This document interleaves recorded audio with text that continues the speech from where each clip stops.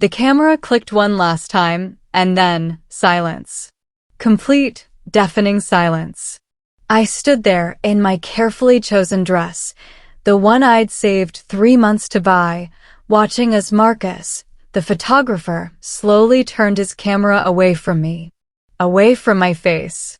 He looked at my sister Emma, who was lounging against the white backdrop like she owned the entire studio. And then he said it. The words that would change everything. "She's too ugly for photos." Just like that. No hesitation, no apology, no human decency. "She's the only model here." I felt my chest tighten. My hands, they started trembling. Not from sadness. No, that would come later. This was pure, burning rage. You see, this wasn't just any photo shoot. This was supposed to be our photo shoot. Mine and Emma's. A sister portrait session that Mom had booked for her anniversary gift to Dad. But Emma had other plans. She always did. I watched as she smiled, that perfect, practiced smile she'd been perfecting since we were 12. The same smile that got her the lead in every school play. The same smile that made teachers forget she never turned in homework. The same smile that convinced our parents that I was the problem child. Marcus adjusted his camera settings, completely ignoring the fact that I was still standing there. Still breathing. Still existing. "Should we start with the solo shots?" Emma asked, her voice sweet as honey. But I knew better. I'd known Emma for 22 years. I could hear the venom underneath. And that's when I realized this wasn't an accident. This wasn't Marcus being unprofessional. This wasn't a misunderstanding. This was planned. The consultation emails I was never CC'd on. The outfit coordination text thread I was mysteriously removed from. The way Emma had insisted on this specific photographer. Marcus, her ex-boyfriend from college. My own sister, had set me up. Set me up to be humiliated. Set me up to be erased. But what Emma didn't know, what none of them knew, was that I had been planning something too. Something that would make this little photo shoot look like child's play. You see, I discovered Emma's secret 3 weeks ago. The secret that could destroy not just her perfect reputation, but her entire life. And I was about to use it. Let me tell you about Emma and me, because you need to understand just how deep this goes. We're twins. Fraternal twins, obviously, because God forbid we'd look anything alike. From the moment we could walk. Emma was the golden child. The pretty one. The talented one. The one who, according to everyone, got all the good genes. And me? I was just there. Our parents, Richard and Patricia Whitmore, they never said it outright. They didn't have to. It was in every family photo where Emma was centered, and I was slightly behind her. It was in every birthday party where Emma's friends filled the house, while mine could fit around our kitchen table. It was in the way they introduced us. This is Emma, our little star, and this is Sarah. Just Sarah. Like an afterthought. When we were 8, Emma started ballet. Pink tutu, perfect posture, natural grace. She was magnificent. Even I had to admit it. I asked if I could try ballet too. Mom looked at me, really looked at me, for what felt like the first time in months. Then she smiled that tight, forced smile and said, "Oh, sweetie, maybe we should find something more suitable for you." Suitable. That word haunted me for years. Emma got ballet. I got math tutoring. When we were 12, Emma auditioned for the middle school musical. Naturally, she got the lead role. Annie, in the school production of, well, Annie. I auditioned too. For any role. Any small part in the background. I didn't even make the chorus. The drama teacher, Mrs. Henderson, pulled me aside after auditions. She put her hand on my shoulder and said, "Sarah, honey, not everyone is meant for the spotlight. But someone has to work the lights, right?" So while Emma sang her heart out on stage, I sat in the dark booth above the auditorium, watching, always watching. But the worst part? The absolute worst part was how Emma would come home after her performances. She'd hug me with what seemed like genuine love and say, "Sarah, I'm so glad you're my sister. You're so supportive." Like my invisibility was a choice.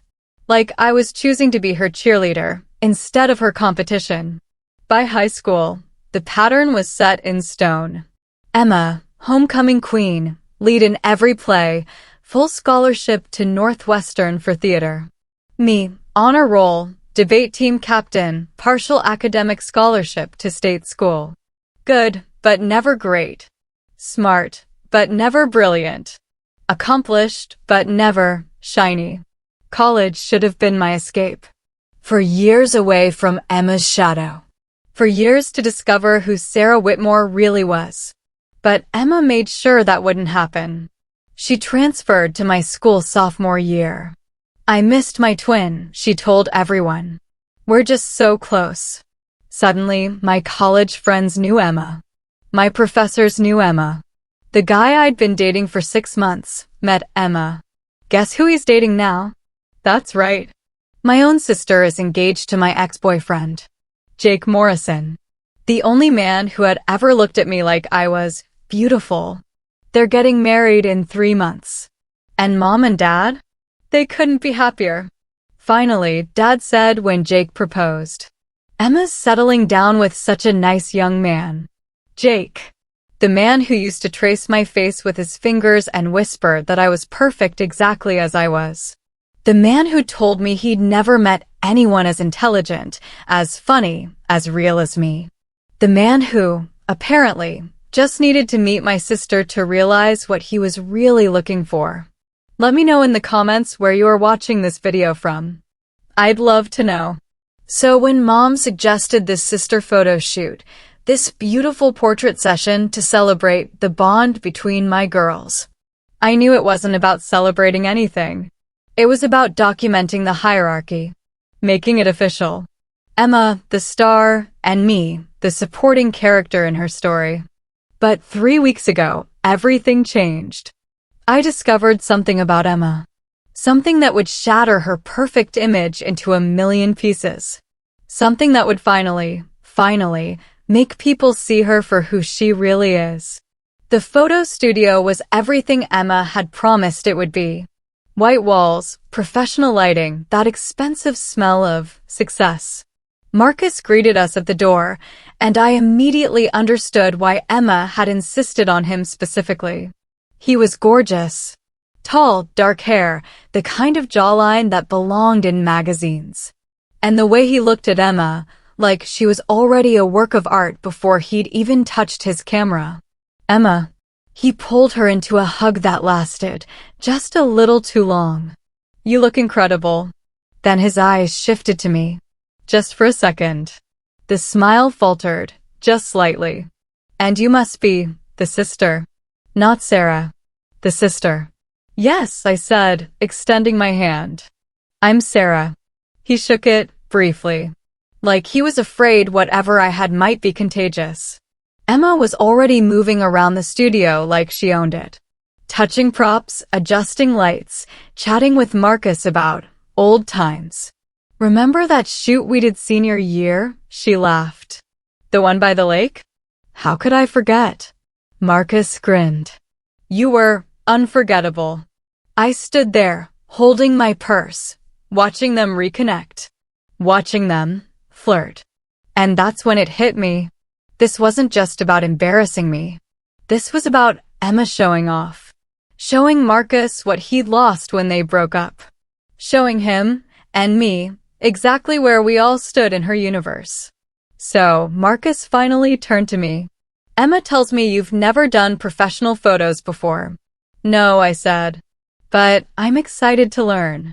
He nodded, politely. The way you nod at a child who says they want to be an astronaut. "Well, we'll start with some individual shots. Get you both comfortable, then move to the sister portraits." Emma clapped her hands together. "Perfect. Sarah, you brought the outfits we discussed, right?" I had 3 carefully chosen dresses. Classic, elegant, expensive. I'd researched what looked good in photos. I'd practiced poses in my bedroom mirror. I'd even, God help me, watched YouTube tutorials on how to smile naturally for cameras. Great, Marcus said. Emma, why don't you start? Get warmed up while Sarah observes. Observes. Like I was there to take notes. I watched Marcus position Emma against the white backdrop. I watched him adjust the lighting, just so. I watched him talk to her in that soft, professional voice photographers use. Beautiful. Now turn slightly to the right. Perfect. You're a natural at this. Click. Click. Click. Emma came alive under those lights. Every angle was perfect. Every expression was effortless. She laughed, she posed, she moved like she was born for this. And Marcus.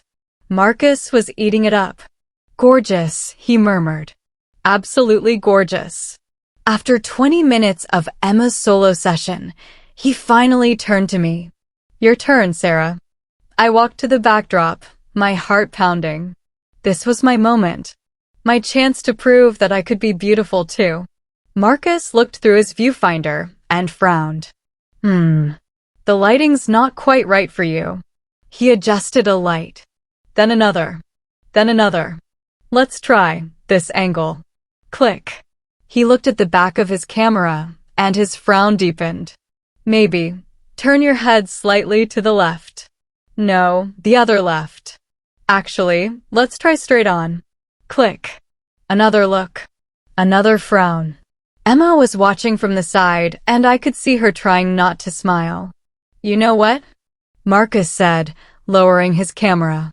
Maybe we should just move on to the sister shots. But I only had 2 photos taken, I said. Trust me, he said. The sister shots will be much better. He positioned us together. Emma in front, me slightly behind her. The classic pose. The one that said, she's the star and you're the backup. Emma, you look perfect. Sarah, maybe try to relax. I was relaxed. I was smiling. I was doing everything right. But somehow I could feel that it wasn't working. Click. Click. Click. Let's try another pose, Marcus said. Emma, stay where you are. Sarah, maybe step back just a little bit more. Step back. Always step back. We took photos for another 15 minutes. Emma front and center in every single one. Me, gradually disappearing into the background. And then, Marcus stopped. He looked at his camera screen for a long moment. Then he looked at Emma. Then at me. And then, he said it. You know what? I think we have enough shots of both of you. But Emma, would you mind if we did a few more solo shots? Just to round out the session. Emma's eyes lit up. Of course. Sarah, you don't mind, do you? What could I say? That I minded? That I wanted more photos too? That I deserved equal time? No, I said quietly. I don't mind. So I sat in a chair in the corner and watched Marcus photograph my sister for another 30 minutes. Watched him tell her she was beautiful. Watched him tell her she was perfect. Watched him tell her she was a natural model. And that's when he said it. When he thought I couldn't hear. He leaned close to Emma, adjusting her pose, and whispered, Your sister seems sweet, but you're the only real model here. Emma giggled. Actually giggled. I know, she whispered back. Poor Sarah. She tries so hard, but some people just aren't photogenic. That's when something inside me snapped. Not broke. Snapped. Like a rubber band that had been stretched too far for too long. I stood up from my chair. Slowly. Deliberately. Actually, I said, loud enough for both of them to hear. I think we're done here. Marcus looked confused. But we haven't finished. Oh, we're finished, I said. In more ways than one. I grabbed my purse and walked toward the door. Emma called after me. Sarah, where are you going? Don't be dramatic. I turned around at the door. looked at both of them. Emma with her perfect hair and perfect smile. Marcus with his expensive camera and cheap morals. Emma, I said, my voice steady as steel. We need to talk. Soon. About what? I smiled. For the first time all day.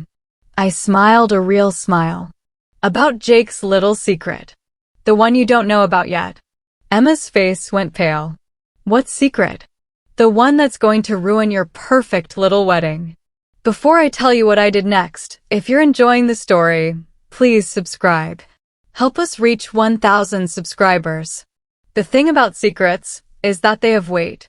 For 3 weeks, I'd been carrying the weight of what I knew about Jake, about Emma, about their perfect fairy tale engagement. And now I was finally going to set it down. Emma caught up with me in the parking lot, her heels clicking frantically on the asphalt. Sarah, wait. I turned around. She was breathless, panicked. I'd never seen Emma panic before. What did you mean in there? What secret? I leaned against my car, taking my time. For once in my life, I had the power in this conversation. You really want to know? I asked. Yes. Here? In a parking lot. Emma looked around. The studio was on a busy street. People walking by. Cars driving past. Very public. Let's go somewhere private, she said. No. The word surprised even me. But I was done hiding. Done being invisible. Done protecting Emma's feelings at the expense of my own. No, I repeated. We're talking about this right here. Right now. Emma's eyes darted around nervously. Sarah, you're scaring me. What's going on? 3 weeks ago, I was at Jake's apartment. You remember, the night you had that emergency rehearsal for your community theater audition. Emma nodded slowly. Jake was in the shower. His phone kept buzzing. Text after text after text. And you know how Jake is. He never locks his phone. Sarah. Emma's voice was getting smaller. At first, I wasn't going to look. But the texts kept coming. So I picked up his phone, just to silence it. I paused. Let the moment stretch out. Let Emma's imagination run wild. The texts were from someone named Melissa. Emma's face went completely white. You know Melissa, right, Emma? Melissa Rodriguez? Your maid of honor. Sarah, please, your best friend since college. The one who's been helping you plan your perfect wedding. Emma was shaking now. Actually shaking. The texts were, interesting, Emma. Very interesting. I pulled out my phone. Slowly. Dramatically. Would you like me to read them? Out loud? Right here. No. Emma grabbed for my phone, but I stepped back. The first one said, I can't wait until Saturday night. Emma will be at her bachelorette party, and we'll finally have the whole night together. Emma made a sound, like a wounded animal. The second one said, I've been thinking about our conversation. You're right, you should have chosen me instead of her. But it's not too late. Sarah, stop, but my favorite, I continued, my voice getting stronger, was the third one. I love you, Jake. I've always loved you. And after the wedding, we can figure out how to be together without hurting Emma. Emma stumbled backward, like I'd physically hit her. And Jake's response? I smiled. Jake's response was, I love you too, Mel. The wedding is just obligation now. Give me a few months to figure out how to leave her, and we can finally be together. The words hung in the air between us. Emma was crying now. Ugly, desperate crying. You're lying, she whispered. Am I? I held up my phone, showing her the screenshots I'd taken that night. I have all of them, Emma. Every single text. Every plan they've made. Every time they've talked about how sorry they feel for you. How you have no idea what's really going on. Emma sank down, right there in the parking lot. She just collapsed. But Melissa is my best friend. And Jake loves me. He proposed. We're getting married in 3 months. Jake proposed, I said, because he felt guilty. And Melissa is standing by your side because she's waiting for you to become his wife, so she can steal him away without feeling like the other woman. Emma was sobbing now. Full, body-racking sobs. And I felt nothing. No sympathy. No sisterly concern. Nothing. For 22 years. I'd watched Emma take everything. Every opportunity. Every compliment. Every man I'd ever cared about. And now, finally, she was the one losing something. Why? She managed to ask through her tears. Why are you telling me this? You really want to know? She nodded. Because 30 minutes ago, you stood there while someone told me I was too ugly for photographs. You stood there, and you agreed with him. I didn't, you laughed, Emma. When Marcus said I wasn't photogenic, you laughed. Emma's mouth opened, but no words came out. For our entire lives, I continued, you've watched people diminish me. Teachers, classmates, boyfriends, even our own parents. And you've never, not once, stood up for me. That's not true. Name one time, Emma. One single time that you chose me over your own image. Silence. You can't. Because it's never happened. I knelt down, so we were eye level. So when I found out about Jake and Melissa, I realized something. I realized that for once in my life, I had the power to choose. I could protect you, or I could protect myself. And you chose to hurt me. I chose to tell you the truth. What you do with that truth is up to you. Emma wiped her eyes, smearing her perfect makeup. Are you going to tell everyone? I don't have to, I said. Jake and Melissa are going to do that themselves. It's just a matter of time. What do you mean? I showed her another screenshot. A text from just yesterday. Melissa asked Jake if he wants to tell you before the wedding, or wait until after. Jake said, after. Let her have her perfect day, then we'll figure it out. Emma's face crumpled again. They're planning to let me marry him, knowing they're going to destroy my marriage? Emma, I said softly. They're planning to let you spend $50,000 on a wedding. To a man who's already planning to leave you. And that was the moment Emma finally understood. It wasn't just betrayal. It was cruelty. The same kind of cruelty she'd been serving me my entire life. What happened next was beautiful. Not the crying. Not the drama. Not Emma's perfect world crumbling around her. What was beautiful was watching my sister finally understand what it felt like to be invisible. Emma canceled the wedding that night. Not postponed. Canceled. She called Jake first. I know this, because she called me right after. Sobbing so hard I could barely understand her words. You were right, she kept saying. You were right about everything. Jake had confessed immediately. The moment Emma confronted him, he broke down. Told her everything. The affair with Melissa. The months of lies. The plan to stay married just long enough to make it look respectable before leaving. But here's the thing about Emma. Even in her darkest moment, she was still thinking about appearances. How am I going to tell everyone? She asked me. The invitations went out. Mom already bought her dress. Dad put down deposits. The same way you told Marcus I wasn't photogenic, I said calmly. With honesty. The silence on the phone was deafening. Sarah, I'm sorry. I'm so sorry about today. About everything. I know you are. Can you forgive me? I thought about that question for a long time.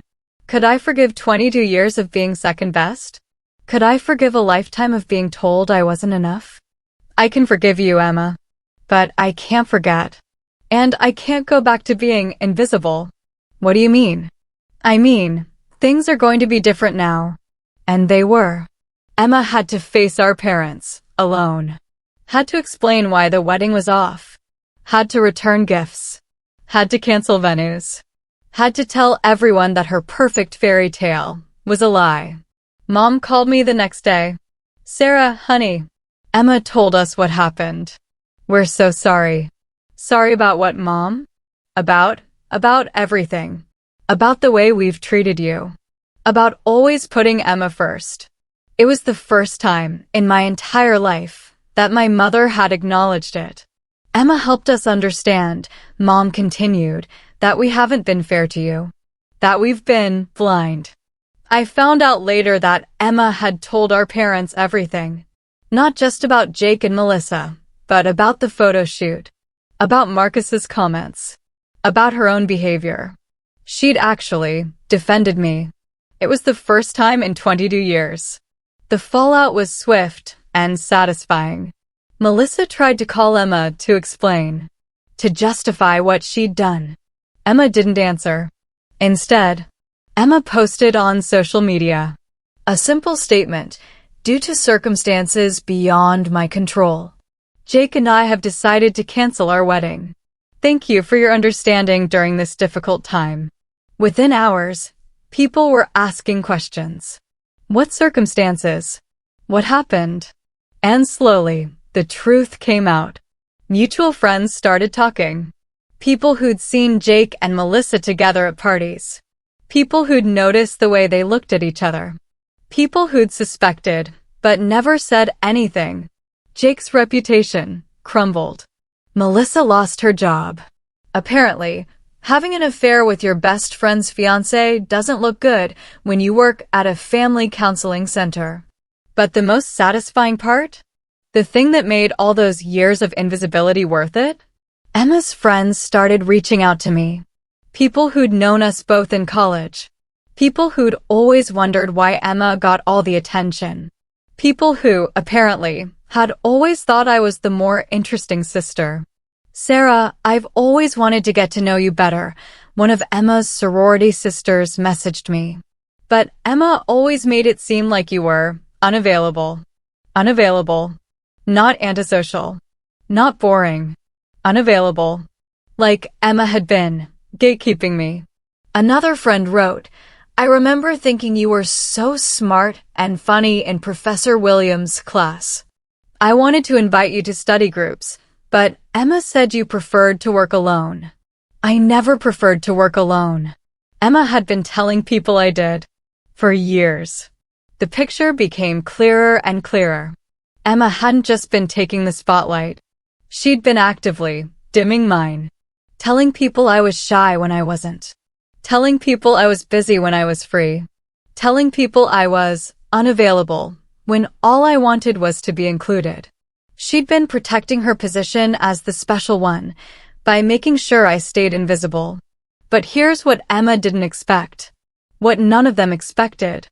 I didn't want revenge anymore. I just wanted to be seen. 2 months after the canceled wedding, I got a call from Marcus. Yes, the photographer. Sarah, this is Marcus Rivera. From the studio? I remember. Listen, I owe you an apology. A huge apology. Emma explained to me what really happened that day. What I said, how I treated you, it was completely unprofessional. Okay. I was wondering, would you be willing to come back? For a proper photo session? No charge. Just, let me do my job the right way this time. I thought about it. Did I want to go back to that studio? Did I want to give Marcus a chance to redeem himself? What's the catch? No catch. I looked at the photos I took of you that day. The few that I actually took. And I realized I was wrong. You're not unphotogenic. I wasn't seeing you clearly. Why not? Marcus was quiet for a moment. Because Emma told me ahead of time that you were insecure about photos.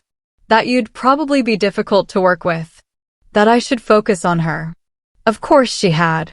But looking at those photos now, you have something Emma doesn't have. What's that? Depth. Emma's beautiful, but her beauty is surface level. Yours is deeper. More interesting. More real. I agreed to the photo session. Not because I needed Marcus's validation. Not because I wanted revenge on Emma. But because, for the first time in my life, someone was seeing me clearly. The photos were stunning. Not because I'd suddenly become beautiful, but because Marcus finally knew how to capture who I really was. Strong, intelligent, complex, real. I posted one of them on social media. Just one. The response was overwhelming. Comments from people I'd known for years. "Sarah, you look amazing. Where has this photo been all my life? You should model." Emma commented too. "Beautiful sister. Inside and out." And for the first time, I believed her. 6 months later, my life looks completely different. Not because I got revenge on Emma. Not because Jake got what he deserved. Not because Melissa lost her job. But because I finally learned the most important lesson of my life. You can't be invisible if you refuse to hide. Emma and I were rebuilding our relationship. Slowly, carefully, with new rules. She doesn't speak for me anymore. She doesn't make decisions about my social life. She doesn't manage my visibility. And honestly, she seems relieved. I never realized how exhausting it was, she told me recently. Always having to be perfect. Always having to be on. You didn't have to be, I said. I thought I did. I thought if I wasn't special, if I wasn't the center of attention, then who was I? I understood that feeling better than she knew. Jake and Melissa? They're together now, living in the next state. Emma heard through mutual friends that they're miserable. Turns out, relationships built on lies and betrayal don't have strong foundations. Who knew? Marcus and I, we're friends now. Real friends. He's taught me about photography. I've taught him about seeing people clearly. You know what I learned from that day? He asked me recently. What? That beauty isn't about being perfect. It's about being authentic. I've started dating again. A guy named David, who works at the library where I volunteer.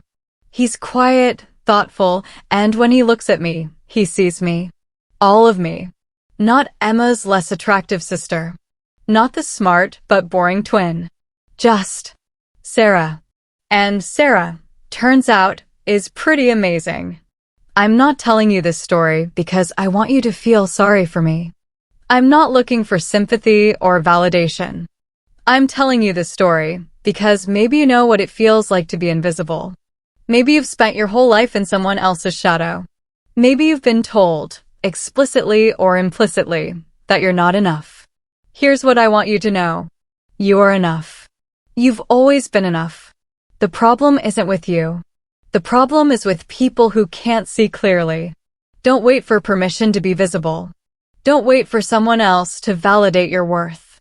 Don't wait for the perfect moment or the perfect revenge. Just stop hiding. Take up space. Speak up. Show up. Be, authentically, yourself. Even if it's scary.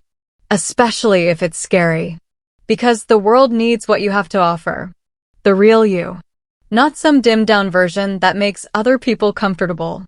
Emma learned this lesson too, eventually. She's in therapy now. Working on herself. Figuring out who she is when she's not performing. I'm proud of you, she told me last week. For what? For not letting me, or anyone else, make you small. That might be the nicest thing she's ever said to me. So that's my story. The day I refused to be invisible. The day I stopped apologizing for taking up space. The day I realized that being second best to Emma was still better than being first place at being someone I'm not. Sometimes the best revenge isn't revenge at all. Sometimes the best revenge is just living your life. Loudly. Authentically. Unapologetically. Sometimes the best revenge is refusing to be invisible. If you liked this story, check out this other one on the screen. See you there.